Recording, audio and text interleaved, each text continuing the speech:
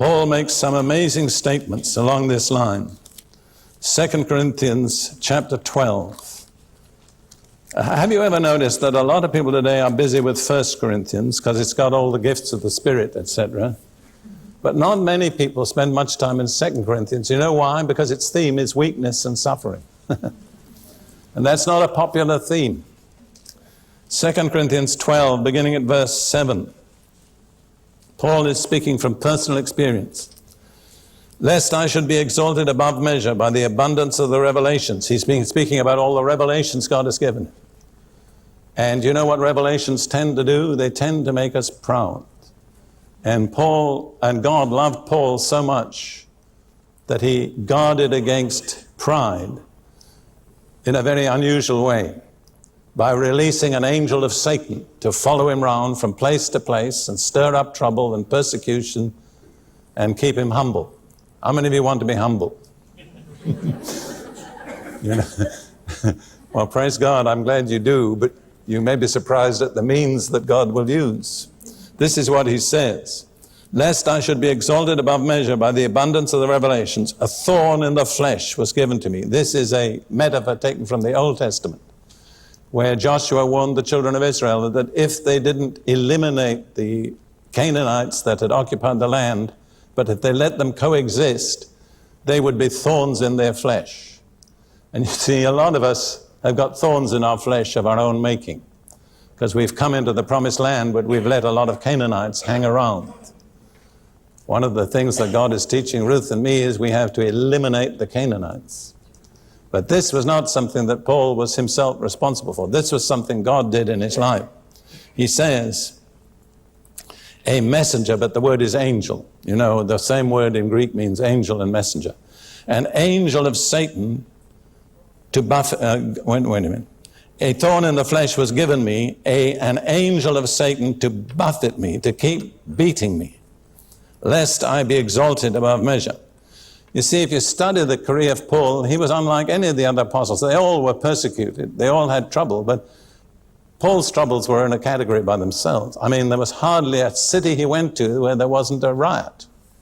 I mean, the most ridiculous things would provoke a riot. In Philippi, all he did was cast a demon out of a fortune-telling slave girl, and the whole city was in an uproar, and within a few hours, he and Silas were in the maximum security jail. That's not logical. You can't explain that on any process of reasoning. But there was that angel stirring things up against Paul. And basically, wherever he went, things got stirred up.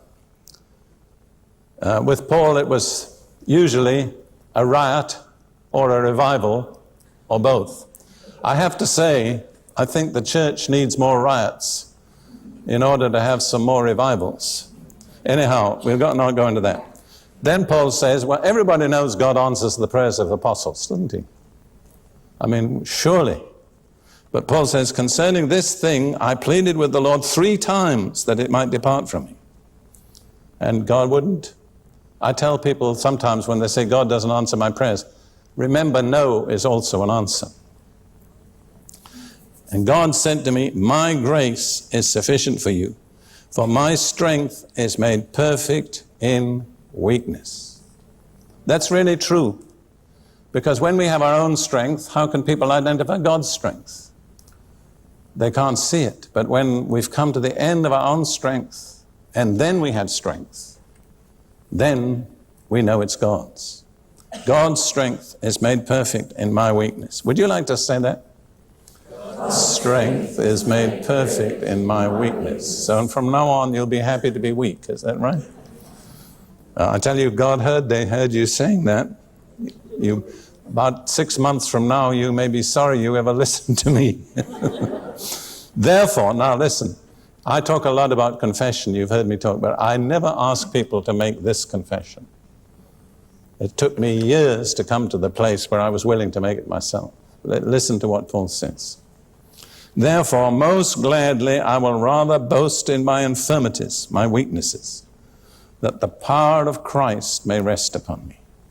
Therefore, listen to these words, I take pleasure in infirmities, in reproaches, in needs, in persecutions, in distresses, for Christ's sake.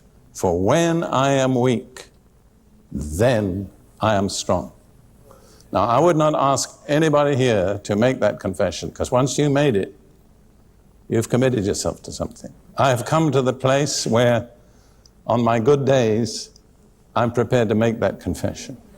But just think, I take pleasure, not I tolerate, not I endure, not I suffer with grace, but I take pleasure in infirmities, in weaknesses, in distresses, in persecutions, in needs. Why? Because he had learned this secret. When we've come to the end of our own strength, our own wisdom, our own resources, then God releases his grace.